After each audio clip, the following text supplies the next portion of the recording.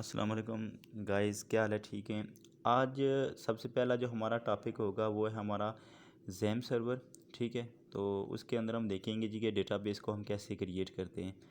तो सबसे पहले हमारे पास ज़ैम सर्वर क्या होता है हम ये देख लेते हैं। हमारे पास ज़ैम सर्वर ये होता है कि हमारे पास एक प्लेटफॉर्म होता है किसका, जो भी यानी कि डेटाबेस हम यूज़ करना चाहते हैं उसका प्लेटफॉर्म है। MySQL हो गया, ठीक है, तो वो अपाची के ज़रिए जैसे कि उसके साथ लिंक होगा। ठीक है, तो उसके बाद हम देखेंगे जी कि हम डेटा ज़ेम सर्वर के अंदर जो है ना हम डेटाबेस कैसे क्रिएट करते हैं। तो उसके लिए सबसे पहले आपके पास लाजमी है कि ज़ेम सर्वर होना चाहिए।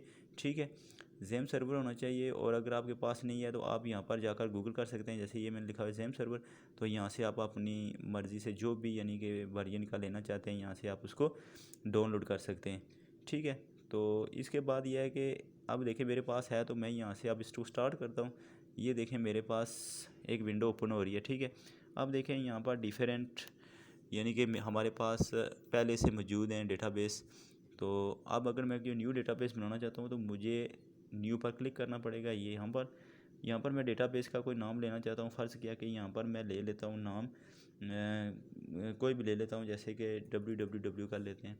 ठीक है, तो हम क्रिएट करते हैं, तो ये हमारे पास डेटाबेस क्रिएट हो गया। अब वो हमें कह रहा है जी कि आपने एक टेबल क्रिएट करना है। ज़ाहिर बात है डेटाबेस के अंदर आपके टेबल्स होते हैं, तो इसके लिए मैं टेबल का नाम रख लेता हूँ। जैसे मेरे पास आ गया जी यूज़र्स।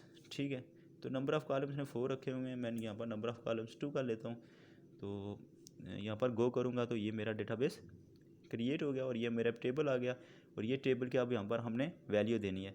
तो सबसे पहले फ़र्ज़ किया कि मैं यहाँ पर रख लेता हूँ उसकी आईडी और उसकी डेटा टाइप जो इंटीजर होती है। आप देखें कि आईडी आपकी 1 2 3 इस तरह होती है, तो ज़ाहिर बात है उसकी टाइप क्या होगी, डेटा टाइप इंटीजर होगी।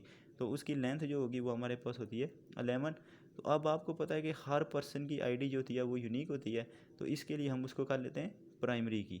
ठीक है, प्राइमरी की कर लेंगे तो जो ऑटो इंक्रीमेंट अगर करना चाहते हैं यानी कि वो ऑटो इंक्रीमेंट हो, तो यहाँ पर ये जो चेक बॉक्स बना हुआ है इसमें क्लिक कर लें। उसके साथ दूसरा मैं एट्रीब्यूट रख लेता हूँ यूज़र।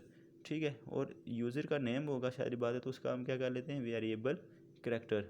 तो उसकी हम डेटा टाइप रख लेते हैं 256 लेंथ रख लेते हैं। इसका मतलब यह है कि आपके जो नाम स्टोर होगा यूज़र का वो 256 तक हम स्टोर करवा सकते हैं।